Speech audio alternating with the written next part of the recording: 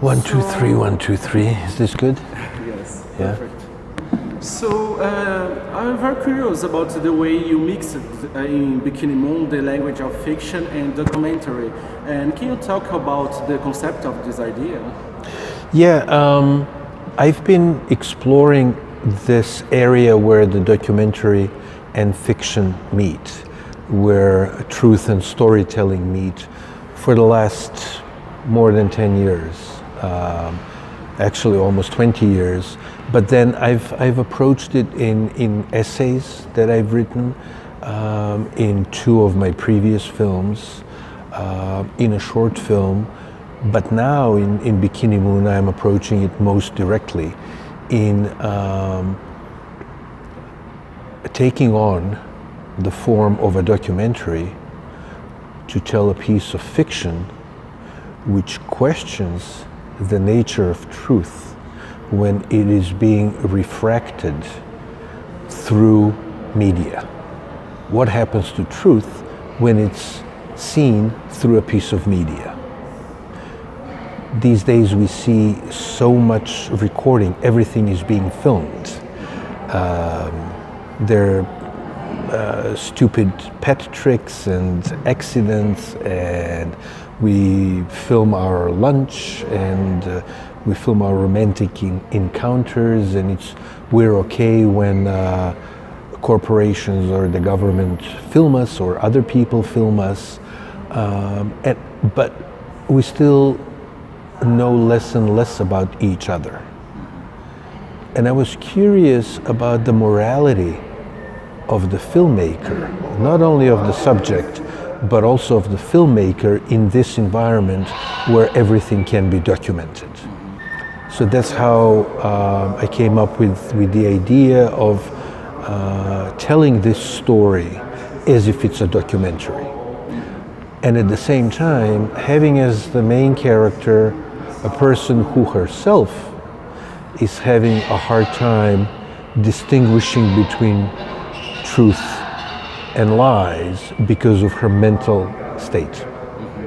And are you intrigued with the way reality show today, with all these documentaries about real and no people, reality shows and social networks, and how this is shown maybe out of context sometimes, and that's why you even put in your story an element of a fantastic reality? Well, there's a deluge, there's an avalanche of recording and of distribution of the recorded. And that is certainly affecting the way we behave. It's also exposing the callousness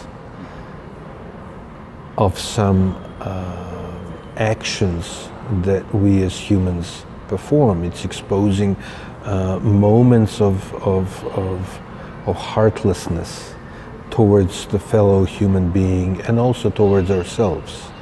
And in the case of Bikini and the film Bikini Moon, we're taking it to such an extreme where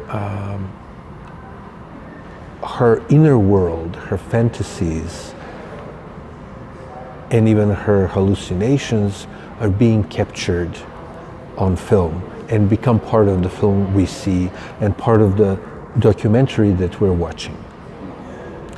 And I read that you took 5 years to do Bikini Moon, right? And why is it so difficult to shoot today an indie movie with all these offers of festivals and international markets and streaming? Yeah, it took 6 years to get it made. It is extremely difficult for challenging films to get financed and then to get seen by the audience, because the gatekeepers are conservative and they function from a position of fear. They're afraid of everything that's even tiny little bit different from what they've already seen make money before. So they're looking for safe things. It has always been that way, but I believe that lately it has become much more so. It's been brought to an extreme, which is absurd because at the same time you have absolute liberalization of the medium.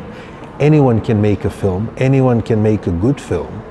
So technologically you're not dependent on a big budget. There's the internet where you can stream your film, but the catch is, how do you inform the right type of audience, the people who would be interested in your film, that your film exists? It's a little bit easier for myself because I already have a track record. I have films that have been distributed in some 60 countries and, you know, Academy Award nomination and awards. Yet it's still difficult if you refuse to do the kind of films that the industry wants you to make or that the festivals want to see.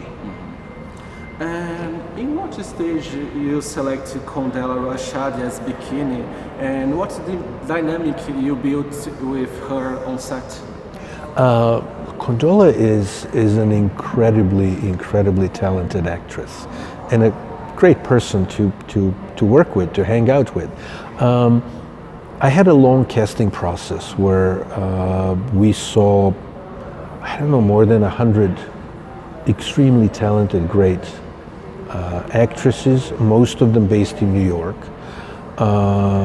And in the process, she turned out to be the most right for this part. And as a matter of fact, the Bikini was not written necessarily for a black actress. And in the casting, she was the best. She was right, and so Bikini Moon became a black person, a black woman. We worked a little bit on the script to reflect that because it's different going through life as a black person than going through life as a white person. However, the human sorrow, the human joys, the human experience is universal, and that is what we wanted to reflect in this film. The dynamics between the people who exploit Bikini and abuse Bikini and how she turns the tables on them is a little bit different in this case because she's black, but the essence is the same. Once Condola was on board, I went about casting the rest of the film. Again, it was difficult to pick because there was so much talent in New York. On the other hand, it was easy because when somebody's right for the part, they're right. Once we put together the cast, what we did was old-fashioned rehearsal, the way you would do it in theater, on stage. So we spent a couple weeks at a table, doing table reads, going scene by scene, analyzing it and doing it, trying to still keep it fresh, to get to the essence of the scene, but then to keep it fresh, not to overdo it. Because I subscribe to what Bergman said, which is that rehearsal is creation and filming is recreation.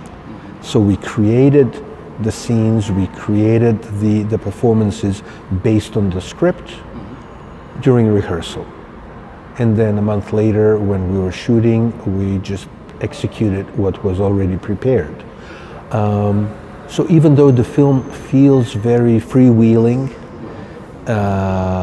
and it feels like a documentary or it feels improvised, it was actually very carefully constructed, very meticulously put together, and there was no improvisation. And how tricky is elaborate the mise-en-scène working with a documentary inside the movie, and especially in real locations and all the shapes and quality of images? It's an extra challenge and it's extra fun because I would probably block the film differently, storyboard it differently, treat the mise en scène completely differently if it is a traditional fiction film. You would put the camera where you get the optimum effect. Here, we're trying to combine the optimum effect with what a documentary crew would be allowed to do, what they can do in a given situation. So there's always an extra layer of how would our imaginary documentary crew actually put it together? How would they get there?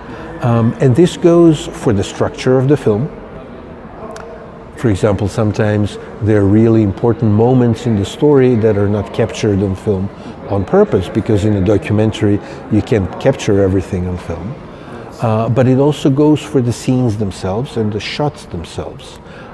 We did a lot of research into it. Josh Weinstein, the director of photography, is actually a great documentarian himself. And he went to school for documentary filmmaking. I studied a lot of the classics of the documentary idiom in the 2 years before making the film. So it was all a great challenge, but also a lot of fun. You spoke with the audience after the screening of Bikini Moon, right? Yes. Maybe Sunday and Saturday. Yeah. Did you receive any kind of reception that made you reflect different about your story? I was very happy with the kind of conversation we had. I was very happy with the serious and deep understanding of the complicated questions that the film raises. So, considering that this is the world premiere and the very first time I'm seeing the film with the audience and the very first time I'm having a conversation with a real audience, I'm very, very happy.